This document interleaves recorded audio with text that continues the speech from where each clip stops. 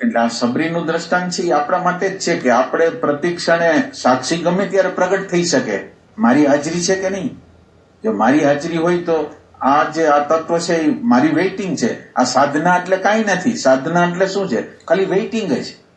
સાધનામાં તમારે કઈ કરવાનું નથી. તમે ખાલી શાંત થઈ જાઓ છો અને વેઇટ કરો છો કે ભગવાન અંદર શું કરે છે. તમારી સાધના કઈ?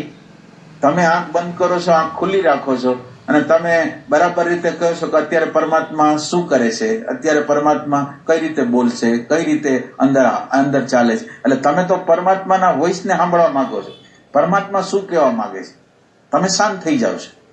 અને તમારી સાધના શું છે કે ભગવાન અંદર શું કહેવા માંગે છે, ભગવાન અંદર શું બોલે છે, એ ટાઈપ.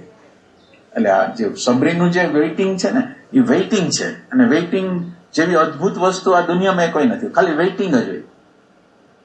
દિવસ રાત એની જ વેઇટિંગ હોય. એટલે બધો આધાર છે એ તમારી પ્યાસ ઉપર છે.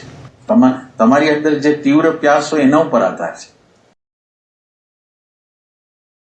આપણા અંદરના અનકોન્શિયસ ની અંદર નિરંતર રીતે ભલે બધું કામકાજ કરતા હોય, જાણે કે આપણે મજા કરતા એવું લાગે, પણ અંદર એક વેદના હોય કે આ વસ્તુ મારી આગળ નથી, આ વસ્તુ મારી આગળ નથી, આ વસ્તુ પ્રગટ થતી નથી, આ વસ્તુ પ્રગટ થતી નથી, આ વસ્તુ પ્રગટ થતી નથી. અંદર તીવ્રતા